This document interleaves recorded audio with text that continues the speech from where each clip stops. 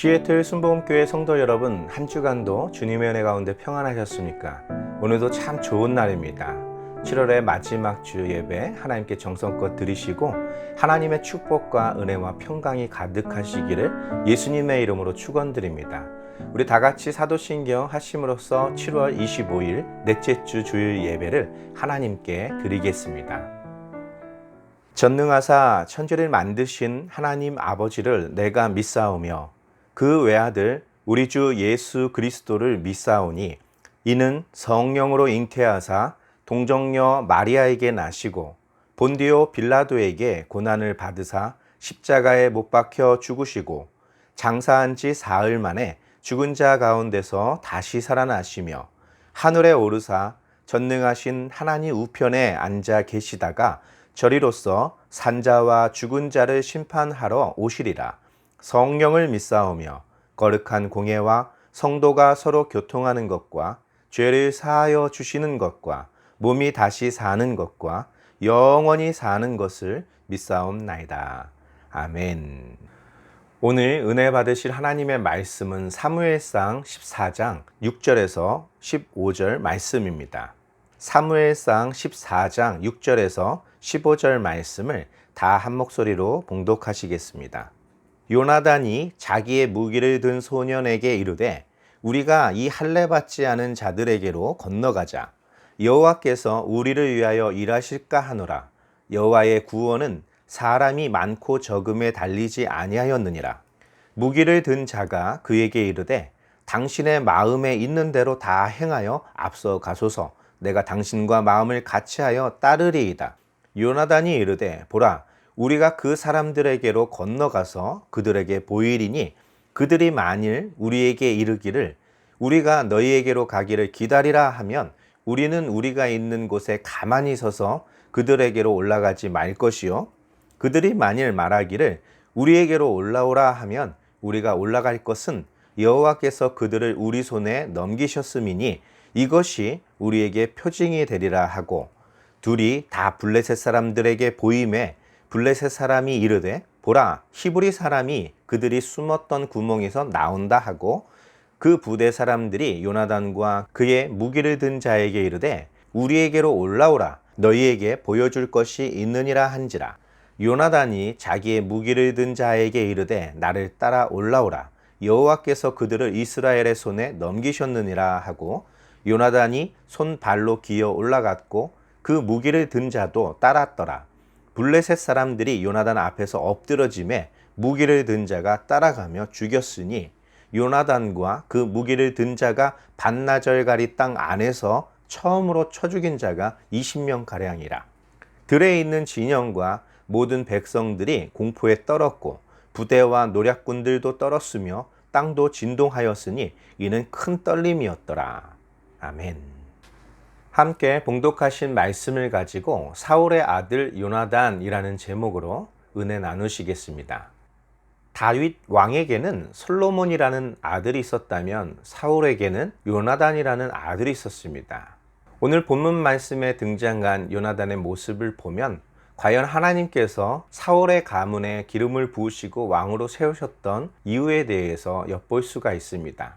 사울 왕이 하나님 앞에 범죄하지만 않았더라면, 하나님의 말씀에 순종하여 백성을 두려워하지 않고 하나님만을 경외했다면 아마도 그의 가문은 다윗의 가문에서와 같이 하나님의 돌보심과 하나님이 함께 하시는 일들을 경험했을 것입니다. 오늘 이 시간에는 요나단의 삶, 그리고 그의 아버지와 연관됐던 사건들을 살펴봄으로써 오늘날 교회를 다니며 하나님을 섬기는 우리들의 삶의 태도가 어떠해야 하는지에 대해서 살펴보고자 합니다.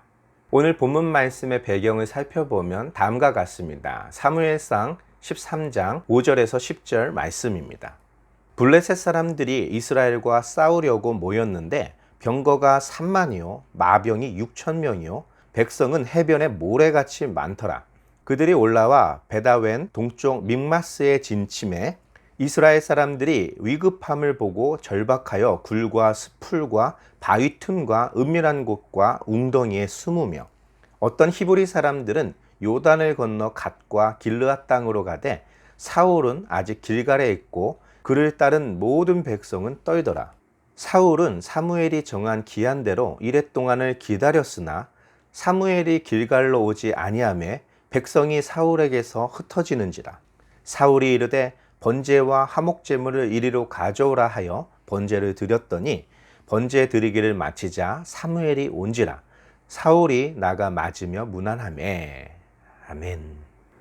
이스라엘 군대 진영을 향하여 블레셋 군대가 모여들고 있었던 상황을 묘사한 것입니다. 그들이 가지고 나온 병거는 3만이었고 마병은 6천 명이나 되었습니다. 또한 싸우기 위해 모여든 블레셋 군사들은 바닷가에 모래와 같이 많았다라고 말하고 있죠. 그들이 이스라엘 진영이 있었던 믹마스라는 곳에 와서 그들의 전열을 갖추고 있었습니다. 그런 블레셋 군인들을 보고 이스라엘 진영에는 큰 소동이 있었습니다. 그들은 굴과 수풀, 바위 틈, 은밀한 곳과 운덩이에 자신들의 몸을 숨겼습니다. 자기 몸을 가릴 수 있는 것이라면 무엇이든지 동원해서 자신을 숨기고 있었다라는 것이죠. 심지어는 그들이 요단을 건너 탈영하는 군인들도 생겨나고 있었던 상황이었습니다. 전쟁이 코앞에 있는데 군인들은 사기가 떨어질 대로 떨어져 있었고 도망가는 군인들 또한 늘고 있어 사울의 입장에서는 사무엘이 정한 절기인 7일까지 온전히 기다릴 수가 없었던 것입니다. 마음이 급했던 사울은 하나님의 축복을 이스라엘 군대에게 선포하기 위해서 자신이 직접 화목제물과 번제물을 하나님께 드렸던 것이죠. 그의 행동은 사무엘 선지자의 말을 무시했거나 하나님의 뜻을 거스르기 위한 행동은 아니었습니다. 그의 입장에서 보면 7일이라는 정해진 기간 동안 기다려 왔었고 그로서는 할 만큼 했다고 생각했을지도 모릅니다. 그리고 이스라엘을 위해서 하나님이 함께 해주시기를 원하는 그런 신탁이 반드시 필요했을 것이라고 생각했을 것입니다. 그는 그의 행동이 옳은 행동이라고 생각했기 때문에 그 일을 감행했던 것이죠. 사울이 화목제물과 번제를 드리자마자 사무엘 선지자가 도착했습니다.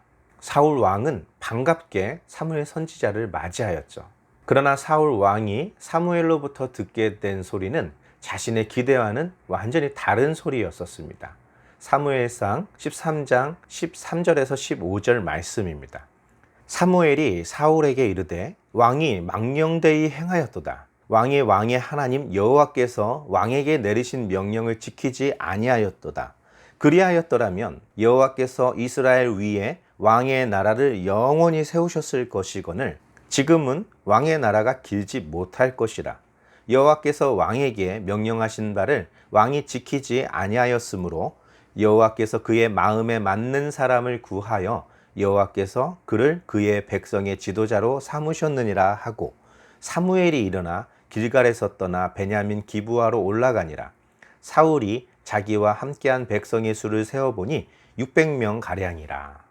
아멘. 사무엘 선지자는 사울 왕에게 이렇게 말합니다. 왕이시여, 당신이 망령되이 행하셨습니다.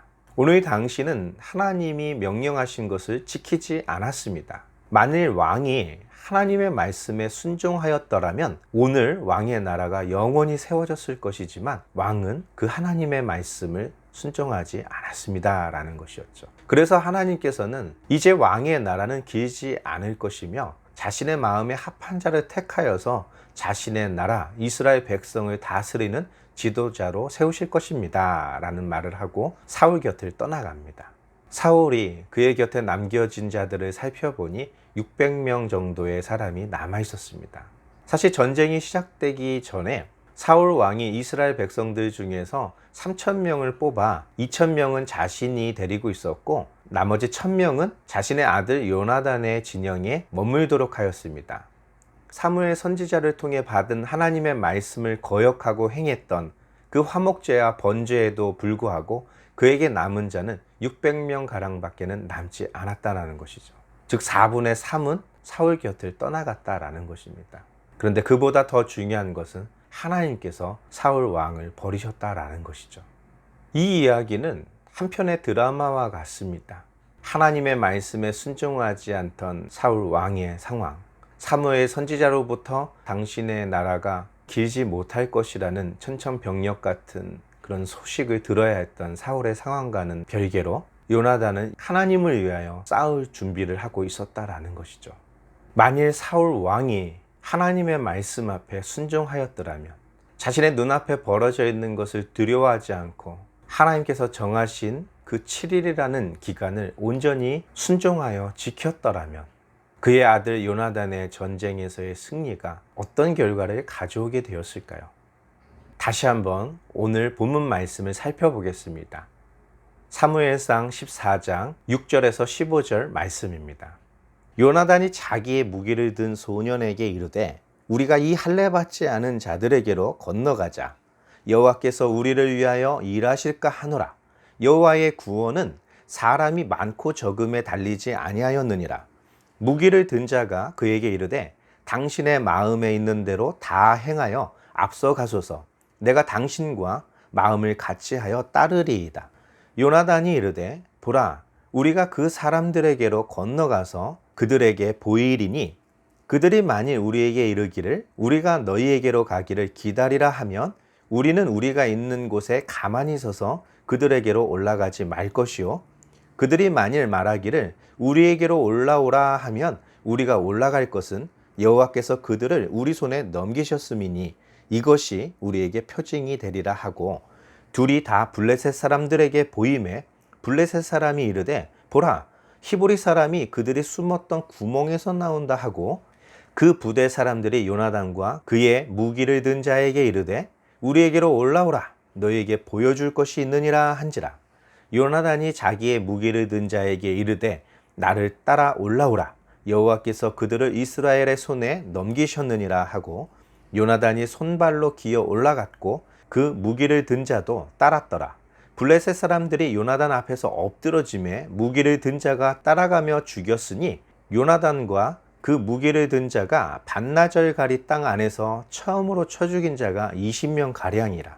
들에 있는 진영과 모든 백성들이 공포에 떨었고 부대와 노략군들도 떨었으며 땅도 진동하였으니 이는 큰 떨림이었더라. 아멘. 사울 왕이 하나님의 명령대로 기다렸어야 했을 그 7일째 되는 날, 하나님은 저 블레셋 군대를 요나단의 손에 맡기셨습니다. 사울 왕은 그것을 알지 못했던 것이죠. 요나단 역시 아버지의 상황과 하나님께서 자신의 손에 블레셋을 맡기셨다는 것을 알지는 못했습니다. 그러나 요나단은 두려움에 떨고 있는 이스라엘 진영 앞에서 한 가지 결심을 합니다. 그의 무기를 든 자에게 말합니다. 우리가 저 블레셋 사람에게로 올라가자. 우리가 그들 앞에 우리의 몸을 보일 때 그들이 말하기를 거기 가만히 있어라, 우리가 너에게 가겠다라고 말한다면 우리는 그곳에 가만히 서서 그들을 맞이할 것이고, 만일 그들이 말하기를 우리에게로 올라오라 라고 말하면 그것이 하나님께서 그들을 우리 손에 맡기셨다는 표정이 될 것이다 라고 말한 것이죠. 본문 말씀에서처럼 너에게 보여줄 것이 있다 라는 이 말은 당장 전쟁을 시작하려는 의도라기보다는 수많은 병거와 마병, 그들의 군대를 보여주며 그로 하여금 순수히 항복하여 종이 될 것을 요구하기 위한 의도였다고 볼 수 있는 것이죠. 요나단과 그 무기를 든 자는 하나님께서 저들을 우리 손에 맡기셨다는 것을 알게 되었습니다. 바위를 기어 올라가 그가 급히 달리며 쓰러뜨렸던 블레셋 군대는 반나절 정도 밭을 갈 수 있을 법한 장소에서 20명이나 되는 블레셋 군대를 쓰러뜨렸고, 요나단의 뒤를 따르며 그 쓰러진 자들을 칼로 베었습니다. 마치 다윗이 골리앗을 쓰러뜨렸던 것처럼 그들의 눈앞에서 순식간에 벌어진 이 사건을 보면서 블레셋 군대는 제대로 대처하지 못하고 있었습니다. 자신들을 향해서 계속해서 달려드는 요나단, 그를 막으려는 자들은 종이짝처럼 쓰러져가는 그 광경을 보면서 그들에게는 그 많은 병거와 마병, 바닷가의 모래와 같은 군사가 있었음에도 혼비백산하여 도망치고 말았던 것이죠. 결국 그 전쟁은 요나단과 그 무기를 든 자, 그 두 사람에 의해서 큰 승리로 마쳐집니다. 전열을 갖추고 있었던 블레셋 진영이 무너지고 큰 소동이 벌어지는 것을 보고 이스라엘 백성들은 그들이 숨었던 곳에서 나와 진격하여 그 싸움에 동참했던 것이죠. 사람의 숫자가 많고 적음에 있지 않음을 증명했던 사건이었던 것이죠. 하나님의 군대를 모독하고 하나님을 대적하여 일어난 저 할례받지 못한 블레셋을 향하여 결단했던 요나단의 마음에서부터 시작되었던 것이죠. 안타까운 것은 이 전쟁의 승리로 말미암아 요나단의 인기와 사울 왕의 왕위는 견고했을 것입니다. 그러나 사울 왕이 하나님의 말씀을 가볍게 여겼던 경솔한 행동과 또 이 전쟁 과정에서 있었던 모든 사건들 속에 영웅의 자리에 앉을 수 있었던 사울의 가문은 겨우 그의 아들 목숨을 살리는 것에 그치고 말았던 것이죠. 사울 왕이 마치 자신이 하나님께 화목제물과 번제를 드렸던 그 잘못을 만회라도 하려는 듯 오늘 이 전쟁에서 하나님의 영광을 보기까지 아무것도 입에 대지 말라는 명령을 쓸데없이 내렸습니다. 600명밖에는 남지 않았던 그 군대들, 그들 앞에서 도망치고 있는 수많은 블레셋 군대를 죽이는 데만도 몹시 지쳐 있었습니다. 전쟁이 잠시 소강 상태에 있었을 때 그들이 선 수풀에 맛있는 꿀이 있었지만 왕의 명령 때문에 그것을 먹을 수도 없었습니다. 왕의 명령은 누구든지 음식을 입에 대는 자가 있다면 나의 아들 요나단이라도 살아남지 못할 것이다 라는 명령이었죠. 그 명령을 듣지 못했던 요나단은 자신의 지팡이로 꿀을 찍어 입에 대었고 그의 눈이 밝아졌습니다. 힘이 생겼습니다.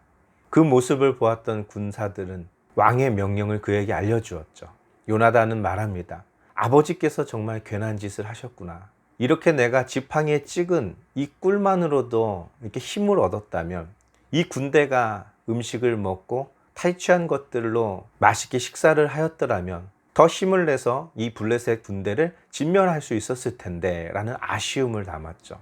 결국 전쟁이 끝났고 이스라엘은 큰 승리를 했지만 하나님의 말씀을 기다렸던 사울 왕에게 하나님은 응답하지 않으셨습니다. 그 원인이 무엇인지 제비를 뽑았을 때 그것이 요나단의 잘못이었다는 것을 알게 되고 그를 죽이려고 하지만 백성들은 요나단을 살려야 한다고 간청하고 있었습니다. 사울의 불순종과 지휘관으로서의 경솔한 명령은 큰 전쟁에서의 승리의 기쁨보다 자신의 한 말조차도 온전히 지킬 수 없는 그런 왕이 되었던 것이죠. 그러면 우리는 여기서 이런 질문을 할 수 있습니다. 하나님의 말씀을 순종하지 않은 것은 사울 왕이었고 또 전쟁터에서 지휘관으로서 하지 말았어야 될 경솔한 명령을 했던 건 역시 사울 왕이었습니다. 요나단은 그런 아버지의 상황을 알지 못했고 그 명령 또한 알지 못했습니다. 그는 용맹스럽게 여호와 하나님을 위하여 싸웠던 것입니다. 그런데 왜 요나단은 이스라엘의 왕이 될 수 없었던 것일까요? 자신의 잘못이 아닌 아버지의 과오로 인하여 그의 아들까지 이스라엘을 다스리는 주권자가 되지 못했던 것은 무슨 이유였을까요? 그것은 사무엘 선지자가 말했던 내 마음에 합한 자를 택하여 자신의 백성 이스라엘을 다스리게 하시겠다 하셨던 그 문장에서 찾아볼 수 있을 것입니다. 요나단은 하나님을 사랑하고 하나님을 경외하는 자였습니다. 맞습니다. 하나님의 말씀, 하나님의 명령 앞에서 자신의 목숨을 내걸 수 있는 그런 용맹스러운 용사였습니다. 그런데 그에게는 한 가지 부족한 것이 있었던 것이죠. 그는 다른 사람을 헤아리는 마음이 부족했었습니다. 사무엘상 13장 1절에서 3절 말씀은 이렇게 기록되어 있습니다. 사울이 왕이 될 때에 40세라 그가 이스라엘을 다스린 지 2년에 이스라엘 사람 3,000명을 택하여 그 중에 2,000명은 자기와 함께 믹마스와 베델 산에 있게 하고 1,000명은 요나단과 함께 베냐민 기브아에 있게 하고 남은 백성은 각기 장막으로 보내니라. 요나단이 게바에 있는 블레셋 사람의 수비대를 치매 블레셋 사람이 이를 들은지라. 사울이 온 땅에 나팔을 불어 이르되 히브리 사람들은 들으라 하니. 아멘. 이것이 무슨 장면이냐면 왜 블레셋은 이스라엘을 쳐들어왔는가라는 것입니다. 오늘 본문에 등장한 이 전쟁이 왜 시작되었는가라는 그 원인에 대하여 말하고 있는 것이죠. 사울 왕이 된 지 2년째 되는 해였습니다. 집권 초기였습니다. 그는 이스라엘 군사들 중에서 3,000명을 따로 택하여 최소한의 수비 대응을 갖추고 있었습니다. 혹시 모를 블레셋의 기습에 대하여 대처할 만한 최소한의 병력만 남겨놓고 나머지 백성들은 그들의 일상으로 돌아가도록 하였던 것이죠. 다시 말해서 블레셋과 이스라엘 진영에는 긴장감이 사라졌다라는 것이죠. 싸울 시기가 아니었다라는 것입니다. 그런데 사울의 아들 요나단은 블레셋을 수비하고 있던 부대를 기습해서 그들의 진영을 무너뜨리고 있었습니다. 싸움을 걸었던 것이죠. 이 소식을 듣고 블레셋 사람들이 전쟁을 시작했던 것입니다. 사울 왕 역시 급한 나머지 이스라엘 백성들에게 나팔을 불고 집으로 돌려보냈던 그들을 다시 불러 모았던 것입니다. 결국 앞에서도 살펴보았지만 사울 왕 곁에는 600명밖에는 없었습니다. 요나단 곁에도 그의 무기를 든 자밖에는 없었다라는 것이죠. 어찌 보면 블레셋 진영을 무너뜨리고 이스라엘의 영토를 확장하는 큰 영웅이 될 수도 있었지만, 다른 한편에서는 요나단의 그 행동은 당시 이스라엘 백성들에게 큰 위협을 안겨주었던 행동이었던 것이죠. 그뿐만이 아니었습니다. 사무엘상 14장 1절 말씀은 이렇게 기록하고 있습니다. 하루는 사울의 아들 요나단이 자기의 무기를 든 소년에게 이르되 우리가 건너편 블레셋 사람의 부대로 건너가자 하고 그의 아버지에게는 아뢰지 아니하였더라. 아멘. 바로 요나단의 행동 패턴은 너무나 독단적이었다라는 것이죠. 군대를 지휘하고 있는 아버지에게조차도 자신이 하려고 하는 일들을 알리지 않았다라는 것입니다.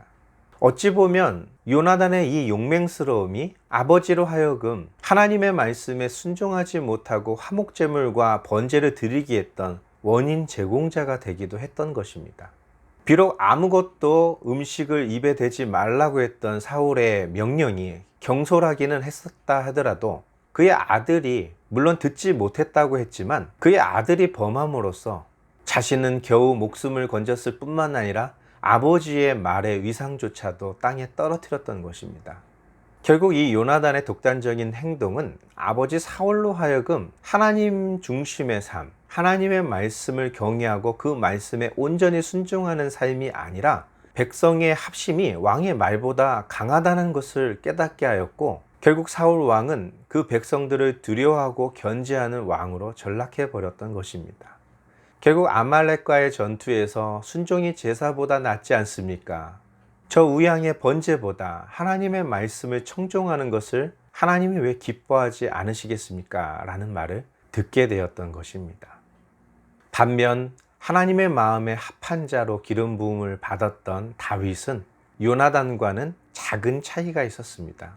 하나님을 경외하고 눈에 보이는 칼과 창과 단창, 사람의 숫자가 아니라 전쟁은 하나님께 속한 것이라는 것을 인정하고 그것을 목숨보다 귀하게 여겼던 점에서는 요나단도 다윗만큼이나 출중했습니다. 훗날 골리앗을 죽인 다윗과 그들이 절친이 될 수 있었던 건 역시 하나님을 향한 그런 마음, 그 마음이 같았기 때문입니다.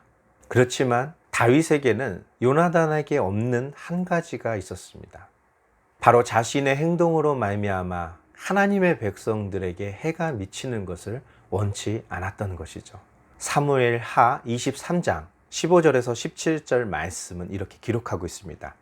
다윗이 소원하여 이르되 베들레헴 성문 곁 우물물을 누가 내게 마시게 할까 하매 새 용사가 블레셋 사람의 진영을 돌파하고 지나가서 베들레헴 성문 곁 우물물을 길어가지고 다윗에게로 왔으나 다윗이 마시기를 기뻐하지 아니하고 그 물을 여호와께 부어드리며 이르되 여호와여 내가 나를 위하여 결단코 이런 일을 하지 아니하리이다. 이는 목숨을 걸고 갔던 사람들의 피가 아니니까 하고 마시기를 즐겨하지 아니하니라. 새 용사가 이런 일을 행하였더라. 아멘. 다윗과 그의 군대는 블레셋과의 치열한 전쟁이 있었습니다. 물론 큰 승리로 전쟁은 마쳐졌습니다. 그와 함께 했던 새 용사는 칼자루가 손바닥에 달라붙을 정도로 멈출 수 없는 치열한 싸움을 싸웠고 승리했던 것입니다. 그때 다윗이 혼잣말처럼 말합니다. 블레셋 진영이 있는 저 베들레헴 성문 안에는 우물이 있는데 시원한 물을 마시고 싶은 생각이 들었던 것이죠. 그 말을 들었던 새 용사는 블레셋 진영을 뚫고 들어가서 그곳에서 시원한 물을 길러 다윗에게로 바쳤던 것이죠. 그러나 다윗은 크게 후회하고 그것을 마시기를 거부하고 야훼 하나님께 부어 드렸던 것입니다. 그 이유가 있다면 나의 잘못된 내 개인적인 만족을 위해서 하나님의 군대, 하나님의 용사가 죽임을 당할 수도 있었던 것이기 때문입니다. 그것은 물이 아니라 그들의 생명의 피였던 것이죠. 그것을 어찌 내가 마실 수 있으며 그것을 어찌 내가 취할 수 있는가 라는 다윗의 마음이었습니다. 오히려 이 물은 나를 따른 그들의 용맹이기도 하지만 하나님께서 기름 부은 자를 위해 목숨을 걸었던 그들의 피입니다 라고 고백했던 것이죠. 내가 다시는 이와 같이 행하지 않겠다, 다윗은 다짐했던 것입니다. 이것은 왕과 지도자가 갖추어야 될 덕목입니다. 전쟁에서 승리하는 것, 적들을 쓰러뜨리는 것, 그것은 쉬운 일은 아닙니다. 그러나 그것보다 더 중요한 것은 하나님께서 내게 맡기신 그 백성들을 온전히 지켜내는 것입니다. 그들이 누리기를 원하셨던 하나님의 평강과 하나님의 은혜와 은총이 그들의 삶 속에 계속해서 흘러야 한다라는 것이죠. 나의 욕심 때문에 나의 명예를 위해서 하나님의 백성들의 삶이 무시되어서는 안 된다라는 사실입니다. 이제 말씀을 정리하고 마치겠습니다. 많은 사람들이 착각하고 있는 것 중에 하나는 하나님을 위해서 모이고 하나님을 위해서 연합하는 것 굉장히 중요합니다. 그러나 그것이 진정 하나님을 위한 것인지 아니면 그 모임과 그 세력을 통해 그것을 할 수 있는 교회의 힘을 보여주고 싶은 것인지 분명히 해야 할 것입니다. 하나님의 나라는 특정한 지도자들을 위한 나라가 아닙니다. 하나님이 왕과 제사장, 선지자에게 기름을 부었던 이유는 그들만을 위한 나라를 만드시려는 것이 아니었습니다. 처음부터 하나님의 백성을 위한 기름 부음이었다라는 것입니다. 그리고 그 일을 행하신 하나님의 뜻에 온전히 순종하는 지도자가 되기를 원하셨다라는 것이죠. 오늘날 우리의 삶의 태도가 이러해야 합니다. 우리가 섬기는 교회에서 우리가 교제를 나누고 있는 믿음의 공동체 안에서 나의 말과 나의 행동이 영향력이 있어지면 질수록 우리는 더 심사숙고하여 하나님의 말씀에 순종해야 됩니다. 수많은 적진과 두려움에 떠는 우리의 군대들, 진영을 이탈하고 있는 그것을 막고자 했던 선함이 하나님의 말씀에 순종하는 것보다 우선되지 않는다라는 것입니다. 만일 사울 왕이 하나님의 말씀에 순종하였더라면, 그리고 요나단이 좀 더 자신과 함께한 사람들의 생명을 돌볼 줄 아는 지도자였더라면, 굳이 사울 왕이 하나님께 화목제물과 번제를 드리지 않았어도 그 전쟁에서는 큰 승리를 얻었을 것이며 하나님의 영광이 그들 위에 나타났을 것입니다. 마찬가지입니다. 오늘날 하나님이 세우신 교회를 저와 여러분들의 손에 맡기셨습니다. 저와 여러분 한 사람 한 사람은 모두 예수 그리스도의 이름으로 기름 부음을 받으신 하나님의 사자요, 하나님의 종들입니다. 이제 우리 손에 맡기신 이 하나님의 거룩한 교회를 하나님의 영광을 위하여, 그리고 함께한 믿음의 식구들의 평강을 위하여 우리가 힘써야 할 것입니다. 그리고 중요한 것은 우리가 원치 않는 모습들이 교회 안팎에서 벌어지고 있을 때 우리에게 가장 필요한 것은 사태를 수습하는 것이 아니라 하나님의 뜻을 구하는 것입니다. 그 하나님의 뜻에 순종하고 그 하나님의 말씀대로 살아갈 때 우리의 힘이 아닌 하나님의 능력의 팔이 우리를 도우실 것입니다. 이제 주님 안에서 하나님의 뜻을 구하며 그 뜻에 순종하여 우리에게 맡기신 이웃들을 사랑하고 보살피는 귀한 하나님의 자녀가 되시기를 예수님의 이름으로 축원드립니다. 우리 다 같이 기도하겠습니다. 살아계신 하나님, 감사와 찬양을 드립니다. 하나님의 영광이 지금 이곳에 가득함을 감사합니다. 이제 그 영광을 위하여 우리 뜻을 내려놓고 하나님의 뜻을 구하며 우리 당장의 이익이 아닌 서로가 양보하고 서로가 하나 되고 서로가 연합할 수 있도록 우리를 도와주시옵소서. 주님께서 오시는 그날까지 서로 사랑하며 서로 보듬어주며 서로 주의 말씀 안에 거하는 믿음의 공동체 되도록 우리를 지켜 주시옵소서. 예수님의 이름으로 감사하며 기도드리옵나이다. 아멘. 우리 다 같이 주기도문 하심으로써 7월 25일 넷째 주 예배를 모두 마치겠습니다. 하늘에 계신 우리 아버지여, 이름이 거룩히 여김을 받으시오며 나라가 임하시오며 뜻이 하늘에서 이루어진 것 같이 땅에서도 이루어지리이다. 오늘 우리에게 일용할 양식을 주시옵고 우리가 우리에게 죄 지은 자를 사하여 준 것 같이 우리 죄를 사하여 주시옵고 우리를 시험에 들게 하지 마시옵고 다만 악에서 구하시옵소서. 나라와 권세와 영광이 아버지께 영원히 있사옵나이다. 아멘. 우리가 하려고 하는 것이 우리 생각에는 아무리 옳다고 생각되고 그것이 지혜롭다고 느껴질지라도 우리가 가장 먼저 해야 할 일이 있다면 하나님께 무릎 꿇어 기도하는 것입니다. 하나님의 뜻을 구하지 않는 그런 모든 행동들은 그것이 구제하는 일이든 복음을 전하는 선교의 일이든 교회를 다스리고 치리하는 일이든 그것은 하나님의 영광이 아닌 자신의 영광을 취하기 위한 행동이 될 것입니다. 바리새인들은 하나님의 말씀을 지키며 온전히 살려고 노력했던 그런 부류의 사람들이었습니다. 참으로 경건하고 바람직한 삶을 살고 있었던 것이죠. 그러나 그들의 모든 행동에는 하나님의 뜻을 구하고 하나님이 하시는 일에 자신의 뜻을 굴복시키는 것이 아니라 자신의 행위가 의롭다는 것을 하나님과 사람들 앞에서 보이려고 했던 것이었죠. 결국 그들의 상은 이미 사람들의 칭찬을 통해서 받았다라는 것입니다. 그들은 회칠한 무덤과 같이 생명력이 없는 겉만 번지르만 무덤과도 같았던 것이죠. 주님은 우리에게 말씀하십니다. 너희가 나를 떠나서는 아무 열매도 맺을 수 없다고 말입니다. 그 말은 우리가 주님을 위하여 하나님을 위하여 무엇인가 하려고 하는 것보다 하나님을 아는 것이 더 중요하다는 것입니다. 하나님 안에 거하는 것이 더 지혜로운 것이라는 것입니다. 그 안에서 저절로 맺어지는 것이 바로 열매인 것입니다. 우리의 노력, 우리의 땀이 아닌 우리의 믿음으로 맺어지는 열매만이 하나님의 영광이 되고 그의 약속하신 축복을 누리는 지름길인 것입니다. 한 주간도 주님 안에서 거룩하게 지내시다가 우리 다음 주 8월 성찬주일 예배를 하나님께 드리겠습니다. 할렐루야.